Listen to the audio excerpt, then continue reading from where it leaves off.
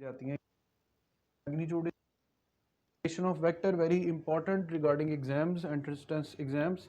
Subtraction of vectors, multiplication of a vector by a scalar, then the concept of unit vector, null vector, equal vectors, rectangular components of a vector, vector addition by rectangular components, and then we will have some practice questions. So let's take a start with the basic concepts of scalar and vector quantities.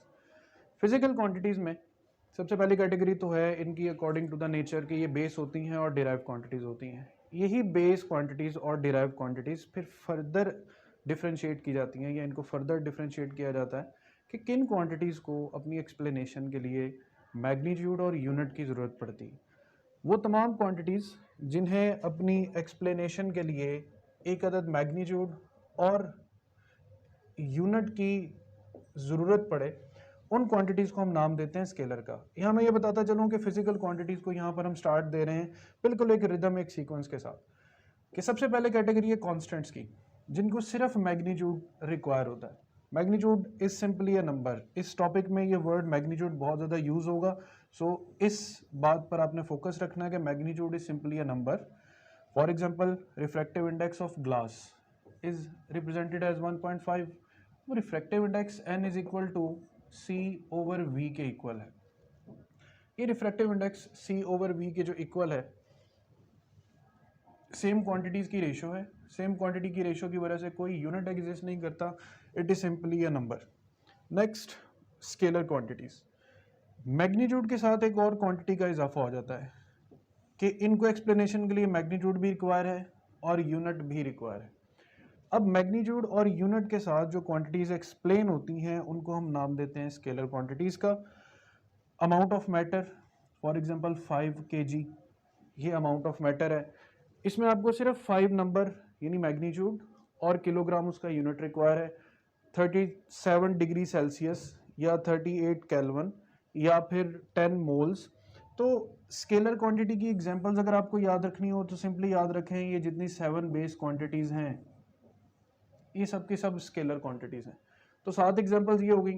बाकी आप derive quantities में फिर further अपने knowledge को enhance करने के लिए पढ़ सकते हैं कि इसमें वर्क है, पावर है, प्रेशर है, इस तरह से कई क्वांटिटीज़ हैं, इलेक्ट्रिक फ्लक्स है, मैग्नेटिक फ्लक्स है, ये सब की सब स्केलर क्वांटिटीज़ कंसिडर होती हैं। फिर बात आती है वेक्टर्स की। A vector quantity will be that जिसे 3 इंफॉर्मेशन चाहिए हों। लेट्स से कि हमारे पास वैल्यू ऑफ जी ये होती है 9.8 मीटर पर सेकेंड स्क्वायर, बट इसकी डायरेक्शन साथ मेंशन करना जरूरी है कि its direction is downward. So 3 information चाहिए, number 1 magnitude, number 2 unit and number 3 direction. तो वो तमाम तर क्वांटिटीज़ जिनको अपनी एक्सप्लेनेशन के लिए कम से कम 3 इंफॉर्मेशन की ज़रूरत पड़े, these quantities are named as vector quantities. यहाँ पर भी ग्रेविटेशनल एक्सेलरेशन 9.8 मीटर पर second square downward and that's the example. तो आपने याद रखना है कि वेक्टर, मैग्नीट्यूड, स्केलर और कॉन्स्टेंट्स में फ़र्क ये है, constant only has magnitude, scalar have magnitude and unit, and vectors have magnitude, unit and direction. So यहाँ तक एक जनरल ब्रीफिंग है वेक्टर एंड स्केलर क्वांटिटीज़ की। उसके बाद हम बात करेंगे फिर फर्दर रिप्रेजेंटेशन ऑफ वेक्टर की। सो इंट्रोडक्शन टू वेक्टर्स पे आते हैं। A vector has a quantity which has magnitude and direction as well as unit. अब आप जब भी वेक्टर्स को देखते हैं तो वेक्टर्स बेसिकली एक एरो की शेप में बने हुए होते हैं। अब एरो की शेप में ये कैसे बनाए जाते हैं और वेक्टर्स को रिप्रेजेंट कैसे किया जाता है? वेक्टर्स की बेसिकली 2 तरह की रिप्रेजेंटेशन होती है। रिप्रेजेंटेशन के लिए मैं यहाँ पे आर लिख रहा हूँ। एक वेक्टर की रिप्रेजेंटेशन है सिंबॉलिक और एक वेक्टर रिप्रेजेंटेशन होती है ग्राफिकल। सिंबॉलिक रिप्रेजेंटेशन ये है कि लेट्स से मैं आपके सामने एक फॉर्मूला लिखता हूँ, F is equal to M A, and you are asked कि इनमें से कौन सी क्वांटिटी वेक्टर है और कौन सी स्केलर है। सो बज़ाहिर अगर आपको एग्जाम्पलरी तौर पे नहीं भी याद कि इसमें वेक्टर कौन था, इसमें स्केलर कौन था, तो सिंबल्स के थ्रू इसको आसान बनाने के लिए व्हाट आई कैन डू कि मैं एफ को थोड़ा सा थिक करके लिख दूं एम एज इट इज़, और एज वेल एज मैं ए को भी थिकर कर दूं या बोल्ड कर दूं। अब इससे ये पता चल रहा है कि जो क्वांटिटीज़ बोल्ड लेटर्स में लिखी हैं वो वेक्टर्स हैं, या फिर इतना टाइम कंज्यूम नहीं करना चाहते आप तो F is equal to M A लिख के आप हाफ एरो या फुल एरो या एक बार लगा के वेक्टर क्वांटिटीज को स्केलर से डिस्क्रिमिनेट कर सकते हैं। अब इसमें क्लियर कट है कि there are 2 vector quantities and 1 scalar quantity. तो यहाँ पर बोल्ड लेटर्स या एरो ऑन द लेटर ये वेक्टर्स की सिंबॉलिक रिप्रेजेंटेशन है। अब बात आती है ग्राफिकल रिप्रेजेंटेशन पे। तो ग्राफिकल रिप्रेजेंटेशन जो है उसके लिए यहाँ पर मैं एक्सप्लेन करता चलूँ कि ग्राफ में वेक्टर कैसे डिजाइन होता है और एक्चुअल में वेक्टर डिजाइन होता कैसे। ये जो एरो आप यहां पर देख रहे हैं, लेट अस से कि आपको ये कहा जाता है कि 20 न्यूटन फोर्स अप्लाई की गई है नॉर्थ ईस्ट डायरेक्शन में at an angle of 45 degree. अब ये है मैग्नीट्यूड, ये है यूनिट और नॉर्थ ईस्ट 45 डिग्री ये है डायरेक्शन। अब मैं 20 न्यूटन को किसी पेपर पे कैसे डिसिप्लिन कर सकता हूँ, कैसे ड्रॉ कर सकता हूँ। I will do a scaling arrangement, मैं एक स्केल डिज़ाइन करूँगा। लेट्स से कि आई कॉल के 4 newton is equal to 1 centimetre. It means 20 newton will be equal to 5 centimetre. So अब मैं पेपर पे 20 न्यूटन फोर्स को रिप्रेजेंट करने के लिए 5 सेंटीमीटर लॉन्ग वेक्टर ड्रॉ कर सकता हूँ। यानी मैं एक वेक्टर ड्रॉ करूँगा जिसकी लेंथ होगी 5 सेंटीमीटर और मुझे पता है कि 5 सेंटीमीटर एक्चुअल में किसको रिप्रेजेंट कर रहा है, 20 न्यूटन फोर्स को। अब आती है बात डायरेक्शन की। एक्स और वाई एक्सिस बना के लेट से मैं ईस्ट वेस्ट नॉर्थ साउथ ये 4 क्वाड्रेंट्स बनाकर अब मुझे इस 20 न्यूटन फोर्स को 45 डिग्री पे मेंशन करना है। तो जस्ट एक अंदाजे के मुताबिक लेट से ये 45 डिग्रीज हैं, तो मैं ये 5 सेंटीमीटर लेंथ का वेक्टर यहाँ पे ड्रॉ करूँगा at an angle of 45 degrees in north east direction. तो देखें स्टूडेंट्स कि 20 न्यूटन नॉर्थ ईस्ट 45 अब हमारे पास वेक्टर फॉर्म में यहाँ पर डिस्प्लेड है। So a magnitude has a tail, a vector has a tail and an arrowhead। इस टेल और हेड का बहुत इंपॉर्टेंट यूज है whenever we add the vectors या व्हेनेवर वी सबट्रैक्ट और multiply the vectors. So vector वो quantities हैं जिनको मैग्नीट्यूड यूनिट और डायरेक्शन रिक्वायर है। इन्हें रिप्रेजेंट करने का एक तरीका सिंबॉलिक रिप्रेजेंटेशन है जिसमें आप लेटर्स को बोल्ड कर सकते हैं या फिर आप उनके ऊपर एरोहेड अप्लाई कर सकते हैं। नेक्स्ट ग्राफिकल रिप्रेजेंटेशन है कि आपने जो लेंथ ऑफ द लाइन है वो रिप्रेजेंट करती है मैग्नीट्यूड को और एरोहेड जो है ये होता है in the direction of vector. अब हम एक कंपैरिजन करते हैं स्केलर और वेक्टर क्वांटिटीज के दरमियान कि अब तक इनमें क्या फ़र्क हमें नज़र आता है। कि डेफिनेशन देखें तो scalars require magnitude only as well as you can say they require unit also, जबकि vectors requires magnitude as well as direction. Operating rules है कि स्केलर्स पर एडिशन भी अप्लाई हो सकती है, सब्ट्रैक्शन भी, मल्टीप्लिकेशन भी, बस simple arithmetic means. Even scalars पे डिवीजन भी अप्लाई हो सकती है। बट रिमेंबर वेक्टर्स पे एडिशन सब्ट्रैक्शन और मल्टीप्लिकेशन अप्लाई होती है, वो भी ग्राफिकल रूल्स के तहत। वेक्टर्स जो हैं ये डिवाइड नहीं हो सकते, so can not be divided. तो रिमेंबर वेक्टर्स ऐड हो सकते हैं, सब्ट्रैक्ट हो सकते हैं, इनको आप मल्टीप्लाई कर सकते हैं, लेकिन वेक्टर्स को आपस में डिवाइड नहीं करते क्योंकि वेक्टर्स को आपस में डिवाइड करने से ये एक दूसरे के इफेक्ट को या डायरेक्शनल इफेक्ट्स को कैंसिल कर देते हैं। यहाँ पे बल्कि नेक्स्ट पॉइंट है भी कि डिवीजन कि 2 scalars can be divided but 2 vectors can not be divided. Representation scalars are represented by simple letters. Mass के लिए एम, टेम्परेचर के लिए केल्विन या टी, जबकि एरो हेड यूज होता है और बोल्ड लेटर यूज होते हैं वेक्टर्स को रिप्रेजेंट करने के लिए। तो यहाँ तक जनरलाइज करें चीज़ों को कि वेक्टर वो क्वांटिटीज हैं which require magnitude unit and direction. इन्हें रिप्रेजेंट किया जाता है थ्रू बोल्ड लेटर्स या arrowhead on the symbol. Graphical representation में ये हेड और टेल की सूरत में रिप्रेजेंट होते हैं और इनकी डायरेक्शन जो है वो एरोहेड के थ्रू मेंशन की जाती। स्केलर और वेक्टर्स में वाज़ेह फ़र्क एग्जिस्ट ये करता है कि यहाँ पर मैथमेटिक्स यूज़ होती है, अरिथमेटिकल ऑपरेशंस, और ये स्पेशल वेक्टर अलजबरा जो है या ग्राफिकल अलजबरा वो यूज़ होता है। वेक्टर्स को डिवाइड नहीं किया जा सकता जबकि स्केलर्स को डिवाइड किया जा सकता है। नेक्स्ट अब हम डिस्कस करेंगे रेक्टेंगुलर कोऑर्डिनेट सिस्टम को। What is rectangular coordinate system? Very simply आप अगर दो लाइंस परपेंडिकुलरली ड्रॉ कर दें such that their point of intersection is named as origin, then this combination of x-axis and y-axis is named as rectangular coordinate system. ये rectangular coordinate system अगर तो दो dimensions पर मुश्तमिल है यानी x और y, तो then it is called a plane. और अगर इसमें एक तीसरी डायरेक्शन भी इन्वॉल्व हो, let's say if you draw like this x axis, y axis and z axis. इस स्ट्रक्चर को इमेजिन करने के लिए आप जहां बैठे हैं वहां किसी दीवार का कॉर्नर जो है उसको इमेजिन करें कि दीवार के कॉर्नर पे एक लाइन या फर्श का एक हिस्सा x एक्सिस की y एक्सिस की तरफ है, एक हिस्सा x एक्सिस की तरफ है और एक दीवार है जो ऊपर की तरफ उठ के छत के साथ कनेक्ट हो रही है। तो हम लिविंग क्रिएचर जो हैं वो लिव इन 3 डायमेंशनल स्पेस।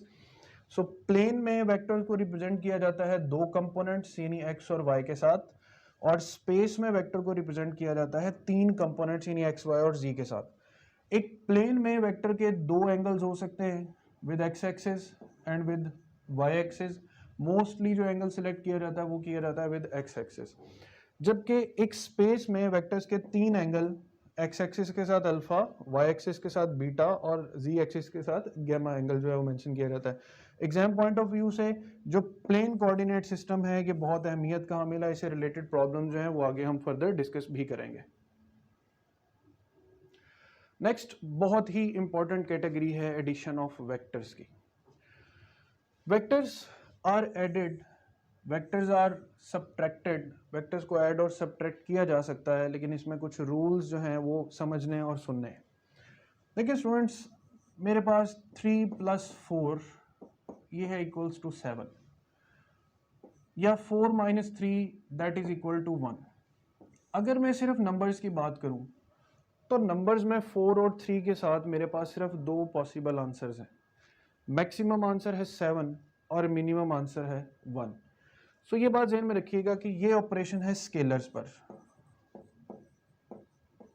क्या I have 2 scalars number 4 and number 3, इन्हें ऐड या सब्ट्रैक्ट करने से सिर्फ दो पॉसिबल आंसर्स हैं, आइदर 7 और आइदर 1। और ये भी ध्यान में रखना है कि 7 इसका मैक्सिमम आंसर है और 1 इसका मिनिमम आंसर है विद एडिशन एंड सब्ट्रैक्शन। अब वेक्टर्स को ऐड करने का तरीका क्या होता है? वेक्टर्स को ऐड करने का रूल है हेड टू टेल रूल, आप सब कॉमनली जानते भी हैं। अब लेट्स से हमारे पास एक वेक्टर है x और एक वेक्टर है y। हमें अगर फाइंड करना हो x + y और फिर फाइंड करना हो y + x, x + y में आपने पहले ड्रॉ करना है x और फिर ड्रॉ करना है y, जबकि y + x में आपने पहले प्लेस करना है y को और फिर प्लेस करना है x को। अब आप एक चीज देखें कि अगर मैं इस वेक्टर फॉर्म को उठाकर यहां पर प्लेस कर दूं तो ये बिल्कुल इस तरीके की वेक्टर फॉर्म बन रही है। यानी x + y और y + x को ऐड करने से आंसर सेम रहेगा। उसकी बेसिक निशानदेही ये पैरेललोग्राम लॉ है कि पैरेललोग्राम लॉ इज दिस कि vector addition obeys the parallelogram law, x + y will be equal to y + x। ये इसका एक जनरल इंट्रोडक्शन है कि vector addition is commutative, it obeys law of addition according to parallelogram law. लेकिन अब हम vector addition को एक नेक्स्ट लेवल स्टेप पर लेकर जाएंगे। शुरू में एक वर्ड आया था मैग्नीट्यूड। अब मैग्नीट्यूड का वर्ड यहाँ पर बहुत इंपॉर्टेंट है, इस नंबर फॉर्मेशन को भी ध्यान में रखिएगा। यहाँ पर मैं आपको डिटेल से समझाता हूँ। हमारे पास नंबर्स थे 4 + 3 आंसर वाज 7, 4 - 3 आंसर इज 1। ये दो नंबर्स के साथ आने वाले आंसर्स हैं। अब आपने बात ध्यान में रखनी है कि वेक्टर, कोई भी वेक्टर है तो उसका जो मैग्नीट्यूड है जो हम फाइंड करेंगे या उसकी जो लेंथ है हम फाइंड करेंगे एक फॉर्मूला ऑफ रिजल्टेंट से, √a² + b² + ab cos theta. Very simply, अगर आप वेक्टर्स को ऐड करने लगे हैं तो ऐड करने के लिए ये फॉर्मूला आपने यूज करना है। अभी फॉर्मूला का यूज क्या है और इसे कैसे यूज करेंगे? देखिए, वेक्टर्स के दरमियान जब आपने एंगल देखना है तो वेक्टर्स को टेल टू टेल प्लेस करना है। लेट्स से ये दो पैरेलल वेक्टर्स मैं ड्रॉ करता हूँ। अब दोनों वेक्टर्स पैरेलल हैं और लेट्स से कि एक वेक्टर का मैग्नीट्यूड 4 है और एक वेक्टर का मैग्नीट्यूड 3 है। ये 3 को मेंशन करने के लिए हम कोई 3 जितना वेक्टर ही बना लेते हैं। यानी let's say it's just a smaller bit one. तो this vector is of magnitude ये लेंथ 4 और you can say 4 centimetre and this vector is of length 3 centimetres. पहली चीज के इस मैग्नीट्यूड के फॉर्मूला में आ रहा है cause of theta. It means के vector addition is dependent on the angle. अब पहले मैं आपको सीक्वेंस बताऊंगा कि वेक्टर्स के आपस में एंगल कैसे मेंशन होते हैं. ये 4 और 3 इस वक्त 0 डिग्रीज पे एग्जिस्ट कर रहे हैं. इसी वेक्टर 4 और वेक्टर 3 को मैं अलाइन कर सकता हूं at an angle of 30 degrees. Similarly यही वेक्टर 4 और यही वेक्टर 3 अलाइन हो सकते हैं at an angle of 45 degrees, या यही वेक्टर ए और यही वेक्टर बी अलाइन हो सकते हैं at an angle of 90 degree. यही वेक्टर ए और बी अलाइन हो सकते हैं at an angle of 120 degrees और यही वेक्टर ए और वेक्टर बी अलाइन हो सकते हैं at an angle of 180 degrees. So 0 से लेकर हम 180 डिग्रीज तक मतलब ऑलमोस्ट 180 एंगल्स तक हम दो वेक्टर्स को आपस में ऐड अप कर सकते हैं. अब सवाल ये पैदा होता है कि नंबर्स को ऐड करने से तो सिर्फ दो आंसर्स आ रहे हैं. इसका मतलब है कि ये दो वेक्टर्स 4 और 3 ऐड करने से ऑलमोस्ट 180 आंसर्स आ सकते हैं. अब देखना ये है कि इन 180 आंसर्स में मैक्सिमम क्या आएगा और मिनिमम क्या आएगा. तो उसको थोड़ा सा समझने के लिए आपको थोड़ा सा फोकस बेहतर करना पड़ेगा. मैं यहाँ पर आपको एक्सप्लेन करता हूँ मैथमेटिकली कुछ एंगल्स पर.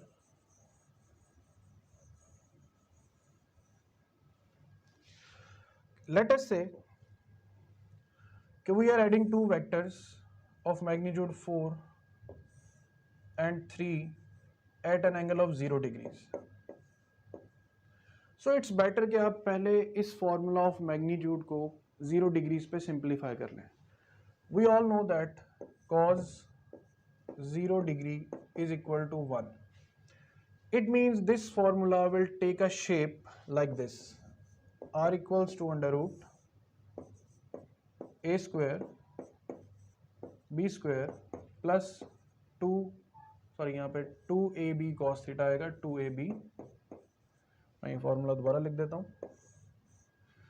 The exact formula is 2ab cos theta. So इस चीज को अब फिर से देखें कि r can be written as a square plus b square plus 2ab can be written as a plus b whole square. Square और अंडर रूट कैंसल, तो at theta is equal to 0 degree आप 4 और 3 को add करेंगे तो resultant can simply be regarded as a plus b. अब resultant is equal to a plus b means 4 plus 3. It means resultant is equal to 7. So दो बातें, 0 degree angle है, a plus B finally इसका shortcut formula answer आता है और हमारे पास जो आंसर आ रहा है वो ऐसा है कि 4 में 3 को ऐड करें तो हमारे पास मैक्सिमम आंसर आता है 7. सो इस चीज़ को आप थोड़ा सा जहन में रखिएगा कि जब हम वेक्टर्स को 0 डिग्री पे ऐड करते हैं तो we can have a maximum answer. इस सारे फैक्टर को बिल्कुल सिंप्लीफाई करके मैं चंद पॉइंट्स में मेंशन करूं तो वो चंद पॉइंट्स ये हैं कि वेक्टर्स को जब आपने ऐड करना है एट 0. अब उन चंद मिसालों को मैं यहाँ मेंशन करता हूँ कि लेट अस से कि we have many vectors. Vector A is equal to 5, vector B is equal to 12, vector A is equal to 9, vector B is equal to 6, vector A is equal to 10, vector B is equal to 10.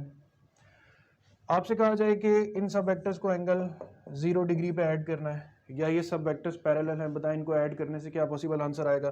तो you don't need to worry, आप simply इनको numbers की तरह add करते हैं. 5 plus 12 17, 9 plus 6 15, 10 plus 9 20. तो 0 degree पे ये आसानी है कि add them just like the numbers. अब हम आते हैं किसी नेक्स्ट एंगल पर.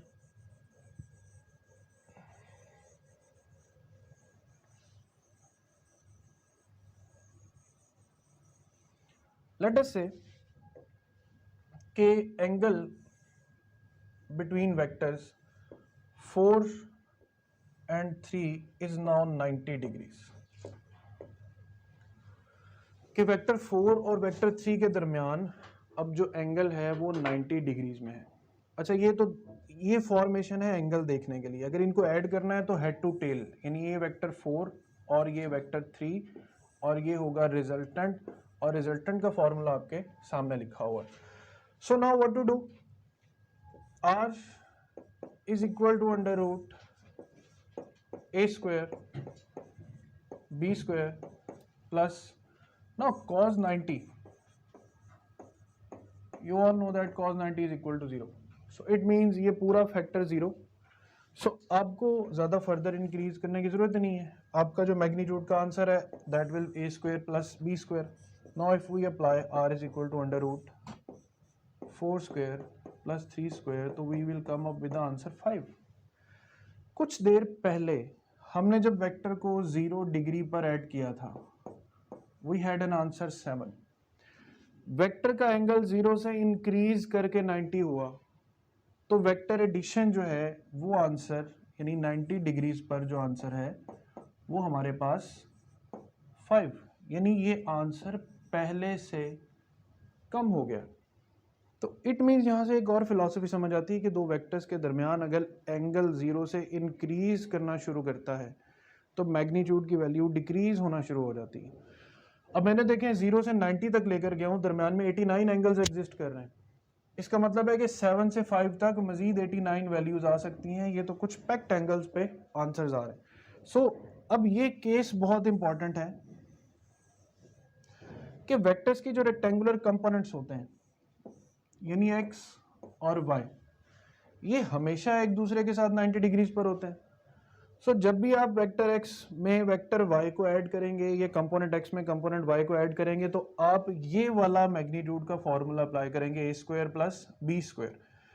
अगर कोई और एंगल एग्जिस्ट करता है तो फिर हम cos थीटा के साथ आएंगे। अब नेक्स्ट फर्दर इसी तरह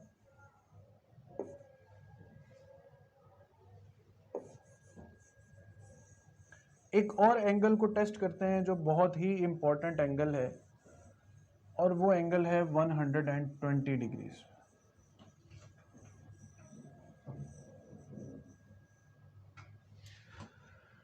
नाउ लेट अस से कि we have a vector a of magnitude 10 and vector b of again magnitude 10।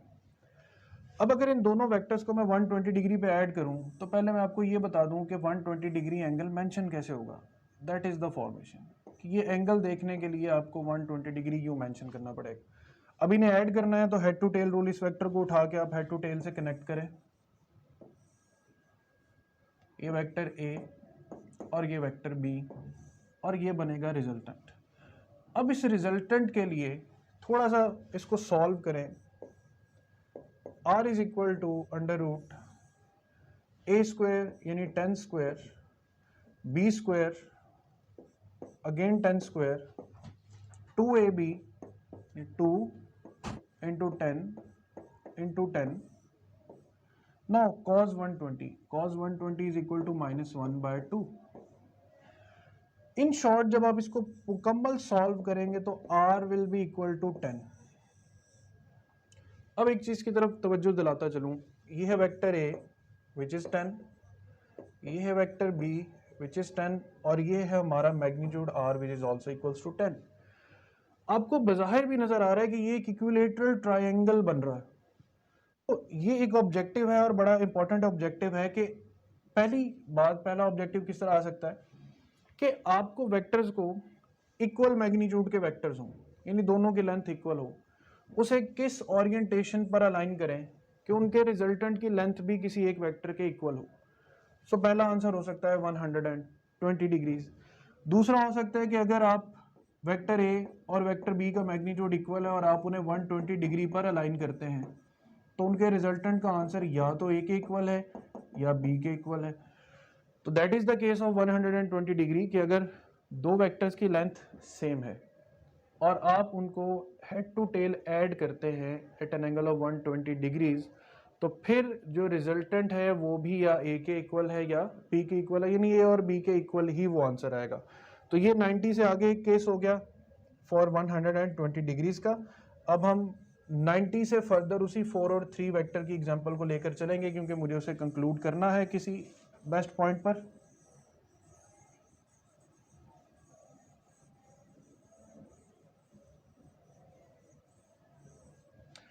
So remember कि we had two vectors of magnitude 4 and magnitude 3. Now let us say the vectors are anti-parallel. दोनों की directions एक दूसरे से opposite हैं। Anti parallel के लिए जो थीटा है वो यूज होता है 180 डिग्रीज। तो जब इनको हम ऐड करें हेड टू टेल से, तो r is equal to under root A square plus B square plus 2ab cos 180। cos of 180 is equal to -1. So it means ke we can have a direct solution. We will write -2ab cos theta. So r is equal to under root a minus b square, square under root cancel. तो resultant का answer आ गया हमारे पास a minus b. So it means के अब जब angles आपस में anti parallel है या 180 डिग्री पर अलाइंड है, तो मुझे ज़रूरत नहीं है ये फॉर्मूला बार बार से रिकॉल करने की, इसको अप्लाई करने की। मैं सिंपली 4 में से 3 को माइनस करूँगा and I will get the answer 1। अब यहाँ तक आपको एक क्लियर पिक्चर अगर मैं दिखाऊं, तो वो क्लियर पिक्चर कुछ यूँ होगी।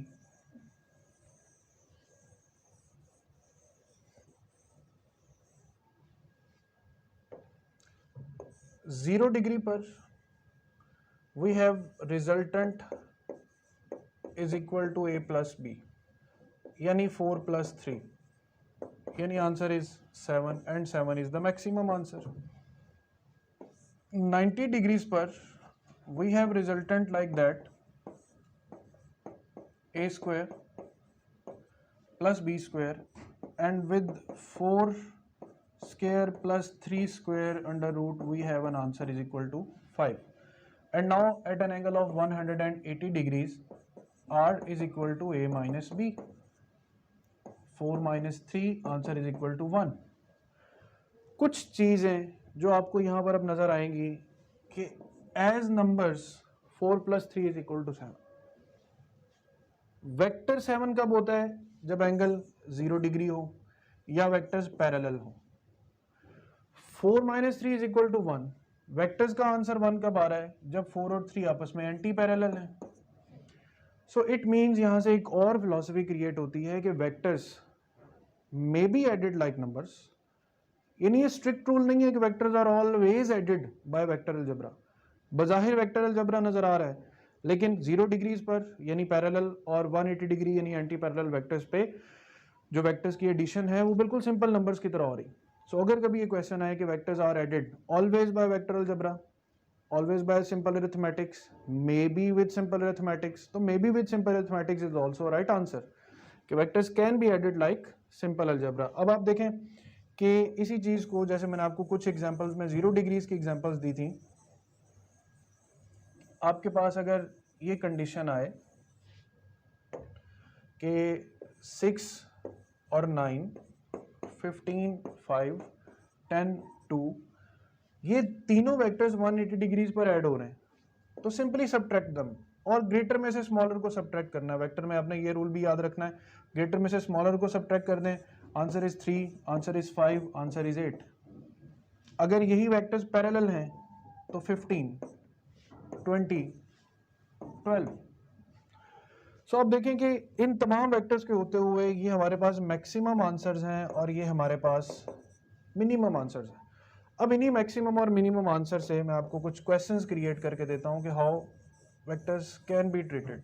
सो let us take an example कि अगर हमारे पास एक वेक्टर है ऑफ मैग्नीट्यूड 10 न्यूटन और एक वेक्टर है ऑफ मैग्नीट्यूड 3 न्यूटन, तो इन्हें ऐड करने से कौन सा पॉसिबल आंसर है जो एग्जिस्ट नहीं कर सकता।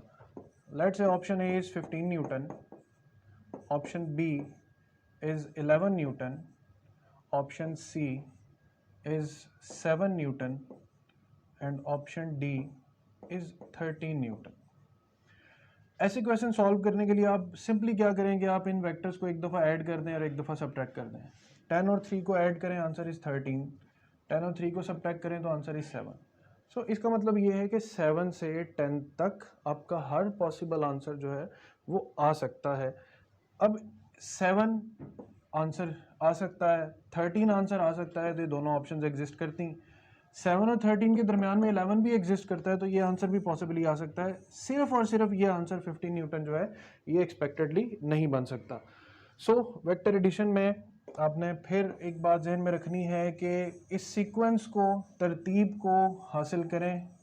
साइंस बेसिकली सिमेट्री का नाम है। आप जितना चीज़ों सिमेट्रिकली समझेंगे कि आप 0 डिग्री से जैसे जैसे एंगल इंक्रीज करते जाएंगे, जो मैग्नीट्यूड है रिजल्टेंट का वो डिक्रीज करता चला जाएगा। अब बज़ाहिर यहाँ पर एंगल्स इंक्रीज कर रहे हैं, लेकिन एंगल के इंक्रीज करने से जो मैग्नीट्यूड ऑफ रिजल्टेंट है इट इज़ कॉन्स्टेंटली डिक्रीजिंग।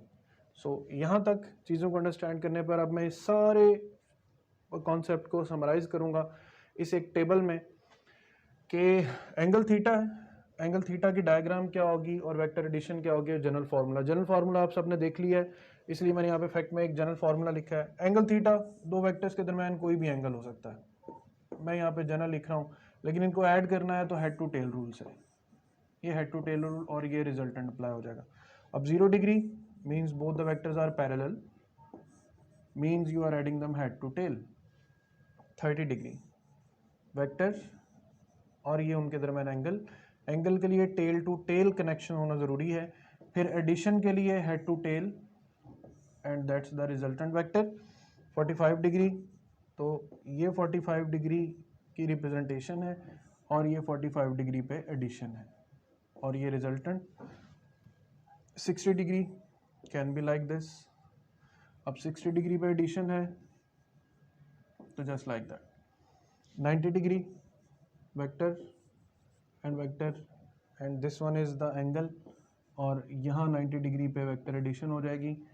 और फिर इसी तरह 180 degree means both the vectors and anti parallel and that can be the orientation of the addition.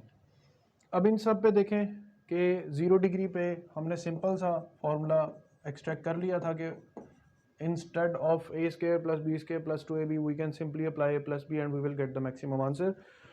180 degrees पर हमने फॉर्मूला एक्सट्रैक्ट किया था a minus B. It means क्या, by a minus B we can get the minimum answer. So that's the sequence कि a plus B से लेकर a minus B तक we get the maximum answer up to minimum answer. तो ये table है, इसे आप RRN से अच्छी तरह अंडरस्टैंड कर सकते हैं। ये रिजल्टेंट का फॉर्मूला जो 30 डिग्री, 45 डिग्री और 60 डिग्री पे शेप लेता है, ये भी यहाँ पर मेंशन है। Then we will come to the concept of subtraction of vector. Subtraction of vector, पहली बात कि ये एडिशन का रिवर्स प्रोसेस नहीं है। Again I am repeating, vector addition का reverse process subtraction of vector नहीं है। ये कॉन्सेप्ट मैं आपको रेक्टेंगुलर कंपोनेंट्स में जाकर बताऊंगा कि वेक्टर एडिशन का रिवर्स प्रोसेस क्या है। सब्ट्रैक्शन भी एक तरह की एडिशन है। सब्ट्रैक्शन को समझने के लिए आपको सबसे पहले समझना पड़ेगा नेगेटिव वेक्टर को।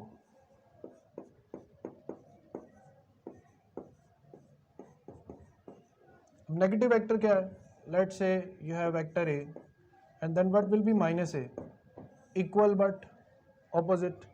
सो अगर आपको दो वेक्टर्स गिवन है, वेक्टर ए और फिर एक वेक्टर गिवन है बी, और आपसे कहा जाए फाइंड ए माइनस बी, तो actually you will add in A negative of B. अब आप ए में नेगेटिव ऑफ बी को ऐड करेंगे तो व्हाट यू विल डू, क्या आप वेक्टर ए बनाएंगे। अब बी का एग्जैक्ट नेगेटिव वेक्टर इसके ऑपोजिट होगा, so that vector is A and that is minus B and that resultant will be representing A minus B. So that's the simple concept कि x minus y is simply written as x plus negative y. So this is vector x and this one is negative y vector, so resultant is x minus y. So come to the next slide, multiplication of a vector by a scalar. Multiplication of vector by scalar is simple quantity कि आप किसी vector को किसी number के साथ multiply कर दें। Number के साथ मल्टीप्लाई करने की बहुत सी मिसालें हैं। f is equal to M A. f is equal to M A एक सिंपल न्यूमेरिकल सिचुएशन है जिसमें एक्सेलरेशन एक वेक्टर क्वांटिटी है, लेकिन मास एक स्केलर यानी एक नंबर के साथ मल्टीप्लाई होती। सो मास के साथ एक्सेलरेशन मल्टीप्लाई होगी तो फोर्स का मैग्नीट्यूड इंक्रीज या डिक्रीज कर सकता है। अब देखें यहाँ पर एक मिसाल है कि वेक्टर ए, यहाँ पर उसकी लेंथ है 2 मीटर। अगर हम वेक्टर ए को 3 से यानी एक पॉजिटिव नंबर से मल्टीप्लाई करेंगे तो इसका मैग्नीट्यूड 3 टाइम्स इंक्रीज कर देगा। Now it becomes 6 metres. Similarly अगर हम एक वेक्टर को मल्टीप्लाई करेंगे किसी नेगेटिव नंबर के साथ तो -3a से उसकी लेंथ तो 6 टाइम इंक्रीज होगी, लेकिन उसकी जो डायरेक्शन है वो रिवर्स हो जाएगी। तो स्केलर से मल्टीप्लाई करने पे क्या रिजल्ट आता है कि multiplication with positive number increases by number times but direction remains same. Multiplication with a negative number, the magnitude increases by the number times but the direction becomes opposite. So multiplication of scalar quantity में और example p is equal to mv है, f is equal to ma है. These are the examples of multiplication of scalar by a vector. Next is a very important concept of a unit vector. A vector whose magnitude is 1 in a given direction. इसको understand करने के लिए आप यूँ समझें कि ये एक वेक्टर है जिसका मैं मैग्नीट्यूड लिख रहा हूँ 3। अब 3 के साथ मैं आपसे ये पूछूं कि ये वेक्टर किस डायरेक्शन में है तो you won't be able to tell me. Reason कि मैंने मैग्नीट्यूड तो मेंशन किया है लेकिन मैंने साथ डायरेक्शन मेंशन नहीं की। अब डायरेक्शंस को स्पेसिफाई करने के लिए सबसे पहले हम इन 3 डायरेक्शंस की बात करते हैं, X Y and Z. X axis, Y axis, Z axis. X Y और जी में अब हमें फाइंड करने हैं यूनिट वेक्टर। तो यूनिट वेक्टर एक्चुअल में क्या है कि आप एक्स डायरेक्शन में 1 स्टेप बढ़े, वाई डायरेक्शन में 1 स्टेप, जी डायरेक्शन में 1 स्टेप। अब ये 1 स्टेप क्या है?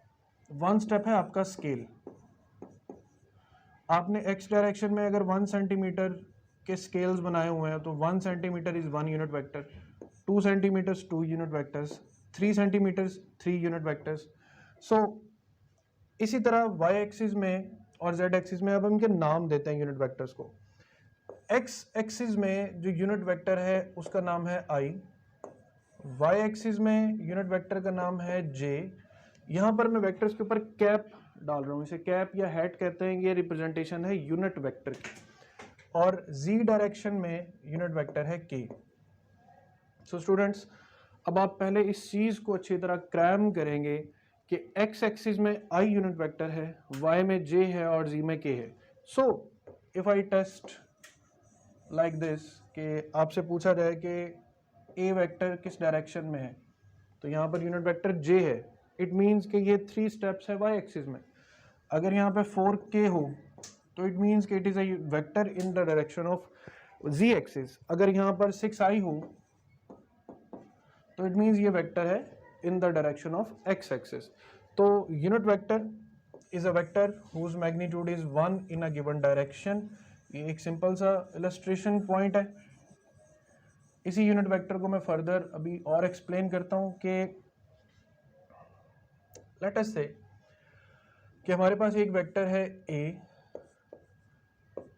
सिंपल a जो है ये उसका मैग्नीट्यूड है और ये जो a है ये उसके ऊपर यूनिट वेक्टर है। सो अब आप यहाँ से जहन में रखेंगे कि वेक्टर को रिप्रेजेंट करने का तरीका ये है कि vector is represented as magnitude multiply by unit vector. यहाँ से यूनिट वेक्टर फाइंड करना हो तो a unit vector is equal to vector divided by its magnitude. अब वेक्टर क्या है और उसका मैग्नीट्यूड क्या है, उसके लिए फॉर एग्जांपल मैं आपको एक वेक्टर प्रोवाइड करता हूँ 4i प्लस 3j। अब ये नोटेशंस आप फर्स्टली अगर ऑब्जर्व कर रहे हैं कि 4i और 3j क्या चीज़ है, कैसे ड्रॉ होगा, तो सिंपल x और y एक्सिस, ये है वेक्टर का वो पार्ट जो x एक्सिस पर है, ये है वेक्टर का वो पार्ट जो y एक्सिस पर है। अगर यहाँ पर k भी होता किसी नंबर के साथ तो वो वेक्टर का वो पार्ट है जो z एक्सिस पर होता। अभी हम 2 डायमेंशंस में यूज कर रहे हैं, तो 4i means 4i length on x-axis and 3j length along y-axis. So this one is the resultant. So we have the vector 4i plus 3j. Let's say it is 5i plus 12j. So 5 times I will go on the x-axis and 12 times I will go on the y-axis. Secondly, we have magnitude. अब ये vector, इसके ऊपर arrow head है. इस arrow head से आपने याद रखना है कि ये वेक्टर फॉर्म है. वेक्टर फॉर्म में आई भी होगा, वेक्टर फॉर्म में जे भी होगा, वेक्टर फॉर्म में के भी होगा. जब आपसे कहा जाए इसका मैग्नीट्यूड फाइंड करें, तो you will simply do that. A square plus B square. I और जे लिखने की जरूरत नहीं है आपको. सिंप्लीफाई करेंगे, answer will be equal to 5. So एक वेक्टर जो 4i प्लस 3j है, उसका मैग्नीट्यूड 5 है, तो ये बेसिक मैग्नीट्यूड के लिए लेंथ है. That answer is equal to 5. अब इन दोनों इंफॉर्मेशन को आप कैसे यूज करेंगे? अगर एक वेक्टर अपने मैग्नीट्यूड पे डिवाइड हो तो it gives us a unit vector. अब हम इस प्रोसीजर को कंप्लीट करते हैं कि वेक्टर को उसके मैग्नीट्यूड पे डिवाइड करते हैं और फिर देखते हैं कि क्या ये यूनिट वेक्टर है या नहीं. So I am writing here 4i plus 3j divided by 5. अब डियर स्टूडेंट्स, आपको यहाँ पर एक और डीप कॉन्सेप्ट पता होना चाहिए कि ये यूनिट वेक्टर कहाँ से लग रहा है. How it is a unit vector. How it is a unit vector, इसकी डेफिनेशन पे आए. A vector whose magnitude is equal to 1. अब ये चीज़ बज़ाहिर 1 नज़र नहीं आ रही, लेकिन इसका मैग्नीट्यूड अगर लें, यानी अंडर रूट 4/5 स्क्वायर, अलग-अलग इसको डिवाइड करें, प्लस 3/5 स्क्वायर, तो you will get 25/25. Answer will be equal to 1. So हमने वेक्टर को उसके मैग्नीट्यूड पे डिवाइड किया, ये यूनिट वेक्टर बना, और यूनिट वेक्टर वो होता है जिसका मैग्नीट्यूड 1 हो. तो अब आप यहाँ से एक बड़ा इंपॉर्टेंट रूल याद रखेंगे हमेशा कि जिस भी तरह का वेक्टर हो, अगर वो अपने मैग्नीट्यूड पर डिवाइड होता है तो फिर वो कंडीशन कहलाती है यूनिट वेक्टर. यानी मिसाल के तौर पर अगर मैं i प्लस j वेक्टर को अंडर रूट 2 पे डिवाइड करूं तो it is a unit vector, क्योंकि i प्लस j का मैग्नीट्यूड अंडर रूट 2 होगा. लेकिन अगर मैं i प्लस j को अंडर रूट 3 पे डिवाइड करूं तो it will not be a unit vector, क्योंकि i प्लस j का मैग्नीट्यूड अंडर रूट 3 नहीं है. तो यहाँ पर यूनिट वेक्टर की डेफिनेशन कि its magnitude is 1, direction is along a given vector, it has 3 types. For x, y and z axis it is i, j and k. For a position vector it is in the direction of that vector. And a normal vector, ये mostly cross product में इस्तेमाल होता है. जब हम cross product लेते हैं तो the direction of thumb gives us the normal unit vector. So that's the story of unit vector. Let's come to the next slide. Null vector. Null vector ऐसा वेक्टर है जिसका मैग्नीट्यूड 1 हो. अब यहाँ पर एक और से देखें, अगर आपके पास एक वेक्टर ए है और आप उसमें एग्जैक्ट माइनस ए को ऐड कर देते हैं तो आपके पास आंसर आएगा 0. अब यहाँ पे वर्ड नल वेक्टर क्यों यूज हो रहा है? देखिए 3 plus 5 is equal to 8. Scalar plus scalar is equal to a scalar. So vector plus vector should be equal to a vector. इसीलिए इस 0 को हम नाम देते हैं नल वेक्टर का. अब नल वेक्टर और 0 में क्या फर्क है? 0 is the magnitude of null vector. इन दोनों में क्या रिजेम्बलेंस, क्या सिमिलरिटी, क्या डिफरेंस है? देखें, हम मास में वेट को ऐड नहीं कर सकते. उसकी रीजन, पहली बात, ये डिफरेंट फिजिकल क्वांटिटीज है. नंबर 2, मास एक स्केलर क्वांटिटी है और वेट एक वेक्टर क्वांटिटी है. So you can not add vector to a scalar quantity. So अगर आपसे कहा जाए कि क्या आप 0 में नल वेक्टर को ऐड कर सकते हैं, तो answer is again no. You cannot 0 to a null vector because null vector is still a vector but 0 is a scalar. So that's the story of null vector. Its direction is arbitrary. Since इन दोनों को add करने के बाद कुछ भी नहीं बचेगा, तो एक इमेजिनरी वेक्टर हमारे जहन में बनेगा, उस इमेजिनरी तौर पे हम इसे आर्बिट्रेरी कंसीडर कर रहे हैं. So that's all about null vectors and the condition of equal vectors. Equal vectors हम उन वेक्टर्स को कहते हैं जिनका मैग्नीट्यूड भी सेम हो, जिनकी डायरेक्शन भी सेम हो, या सिंपली वो क्या हो, पैरेलल वेक्टर्स हो. अब एक बड़ी इंपॉर्टेंट बात कि इन दोनों वेक्टर्स की डायरेक्शन और इनकी लेंथ, ये दोनों चीजें सेम होनी चाहिए.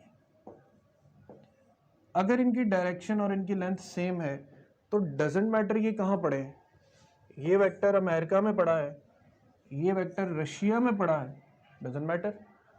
दोनों की लेंथ और दोनों की डायरेक्शन अगर सेम है तो they are said to be equal vectors.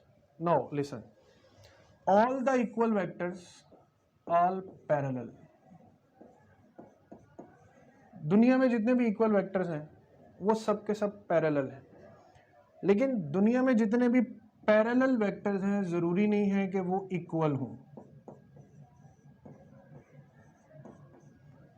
एक स्मॉलर लेंथ का वेक्टर और एक ग्रेटर लेंथ का वेक्टर, ये दोनों पैरेलल हैं मगर ये इक्वल नहीं है. यहां पर दोनों वेक्टर्स की लेंथ भी सेम है, डायरेक्शन भी सेम है, तो all equal vectors are parallel but all parallel vectors are not equal. So this is the condition of equal vectors. इसको आप और से RRN में देखिएगा. Now we come towards the point of rectangular components of a vector. What is a rectangular component of a vector? Rectangular component of a vector, या इसमें resultant vector को पहले हम understand करते हैं. हम vectors को add कर रहे हैं, vectors को add करते हैं हम a plus b करते हैं और हमारे पास आंसर आता है r. तो r resultant vector it is equal to a plus b. इसका फॉर्मूला मैं आपको पहले बता चुका हूँ, A square plus B square plus 2ab cos theta. और ये इसकी स्पेशल कंडीशंस हैं और स्पेशल केसेस हैं कि when you will add at 0 degree, 180 degree, 90 degree, 60, तो these will be the shapes of the formulas. तो इसको आप उसी पिछली स्लाइड के साथ अच्छी तरह देख भी सकते हैं. So rectangular components of a vector क्या है. अब यू इमेजिन करें कि यू हैव अ पिज़्ज़ा और आप पिज़्ज़ा के करते हैं स्लाइसेस. अब pizza is just like a vector और पिज़्ज़ा की जो स्लाइसेस हैं these are just like components. So एक पिज़्ज़ा को स्लाइसेस में चेंज किया जा सकता है या एक वेक्टर को कंपोनेंट्स में रिजॉल्व किया जा सकता है. इसे रेजोल्यूशन ऑफ वेक्टर भी कहते हैं. ये रेजोल्यूशन ऑफ वेक्टर ही वो चीज है जो वेक्टर एडिशन का रिवर्स प्रोसेस है.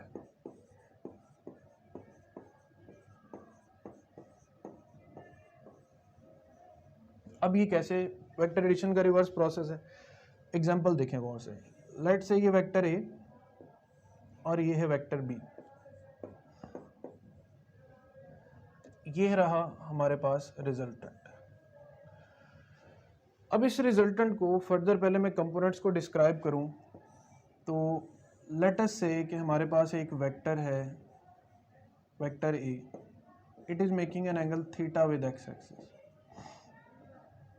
इस वेक्टर के दो कंपोनेंट्स होंगे, एक्स कंपोनेंट और वाई कंपोनेंट. अब एक्स और वाई कंपोनेंट के लिए क्या जरूरी है कि मैं यहाँ से एक प्रोजेक्शन ड्रॉ करूंगा. ये वेक्टर की जो लेंथ है ये है अलोंग वाई एक्सिस और ये वेक्टर की लेंथ है along x axis. In short A x बराबर होता है ए कॉस थीटा के और ए वाई बराबर होता है ए साइन थीटा के. अगर आपका एंगल एक्स एक्सिस के साथ बने तो A x is equal to A cos theta and A Y is equal to A sine theta. यहां तक अंडरस्टैंड करने के बाद दूसरी बात जो मैं आपको बताऊंगा वो ये कि अगर आपका एंगल वाई एक्सिस के साथ आप कंसीडर कर रहे हैं तो फिर क्या चेंजिंग्स आती हैं. Let's say you are considering an angle with Y axis, तो you will project here. Now A X will be equal to a sin theta and ay will be equal to a cos theta. So dear students, इस बारे में आपने clear रहना है कि अगर angle x axis के साथ बन रहा है तो ए एक्स के साथ कॉस थीटा आएगा। अगर एंगल वाई एक्सिस के साथ आपने कंसिडर किया है तो ए एक्स के साथ साइन थीटा इन्वॉल्व हो जाएगा। सो ये कंपोनेंट क्या है, component of a vector is effective value in a given direction. X axis में कंपोनेंट ए एक्स है, वाई एक्स में कंपोनेंट ए वाई है। तो अगर आपको वेक्टर का मैग्नीट्यूड पता है और एंगल पता है तो आप उसका कंपोनेंट फाइंड कर सकते हैं। X component by A cos theta, generally हम ए कॉस थीटा लेते हैं, A x is equal to A cos theta, A Y is equal to A sine theta. ठीक, तो ये तब जब थीटा एक्स एक्सिस के साथ है और ये कंडीशन तब जब थीटा वाई एक्सिस के साथ है। तो ये तो कंडीशन हो गई कि जब हम इसका एंगल चेक करते हैं एक्स और वाई एक्सिस के साथ। नेक्स्ट कि आपको अगर कंपोनेंट्स गिवन हो, यानी लेट अस से कि यू हैव अ वेक्टर